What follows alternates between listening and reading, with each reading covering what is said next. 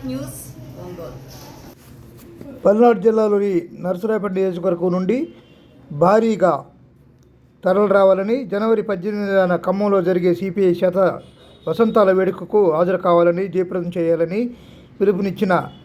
పిలుపునిచ్చి కరపత్రాలు విడుదల చేసిన సిపిఐ నాయకులు రాంబాబు, రంగయ్య, శ్రీను, వెంకటేశ్వర్లు మొదలైన పాల్గొన్నారు.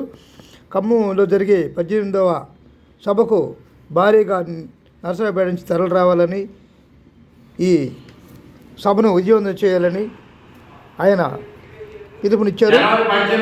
ఈ కార్యక్రమంలో నాయకులు మాట్లాడారు.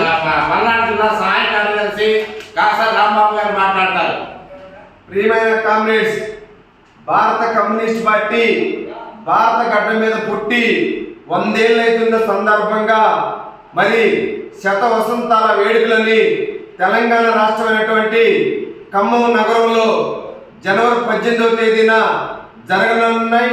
ఈ యొక్క సభకి జాతీయ నాయకులు, రాష్ట్ర నాయకులు అందరూ కూడా పాల్గొంటా ఉన్నారు.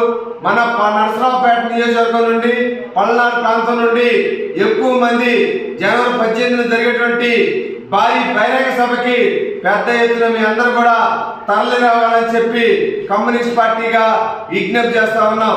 ఈనాడు కేంద్ర రాష్ట్ర ప్రభుత్వాలు అనుసరిస్తున్నటువంటి ప్రజా కార్మిక రైతాంగ వ్యతిరేక విధానాల్ని ఈరోజు తిప్పికొట్టేందుకు, అదేవిధంగా ఏదైతే ఈ 100 సంవత్సరాల్లో కమ్యూనిస్ట్ పార్టీ చేయనటువంటి పోరాటాలు లేవు, చేయనటువంటి త్యాగాలు లేవు. ఎంతో మంది మహానుభావులు ఈ భారతదేశ అట్టడుగు పేద బడుగు బలహీన వర్గాల కోసం ఎన్నో త్యాగాలు చేసినటువంటి పార్టీ భారత కమ్యూనిస్ట్ పార్టీ.